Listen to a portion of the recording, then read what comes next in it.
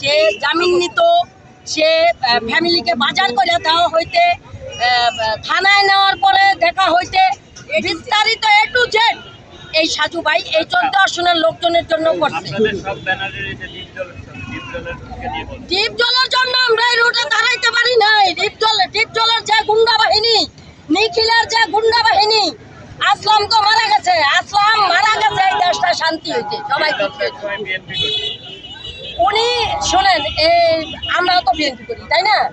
এখন আমরা যদি সুবিধা পার্টি হয়ে যাই, যে আমরা তো পারলাম না বিএনপি হইয়া আওয়ামী লীগের দলে যাইতে, আমরা মার খাইছি, বারবার জেল খেটেছি, আমার পা ছাত্রলীগের পোলাপানি বাইরে ভেঙে ফেলছে।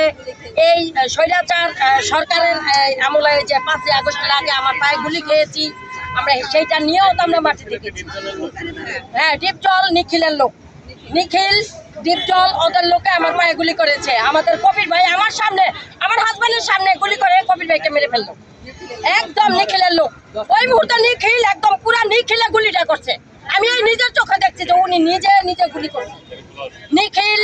তারপরে ধরেন এই যে ডিপজলের যে লোকজন, এখন যে পুরো বাহিনী হ্যাঁ লিড দিতে, সে বলছে গুলি কর, আর গুলি করে দিয়েছে, তুষের মতো ঝড়ের মতো গুলি করে আমাদের ভাই বেলাদরকে মেরে ফেলেছে।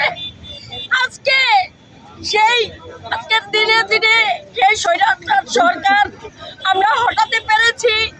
আমাদের ভাইদের কথা আমরা এখনো বলতে পারি না। আমাদের ভাইরা এভাবে রক্ত দিয়েছে, তাদের বারবার তাদের হামলার শিকার হয়েছে, আমরা হয়েছি। হামলা, মামলা, জেল, জুলুম, এত কিছুর পরেও আমরা আমাদেরকে হটাতে পারিনি। আমরা মাঠেই ছিলাম, আমরা মাঠেই আছি।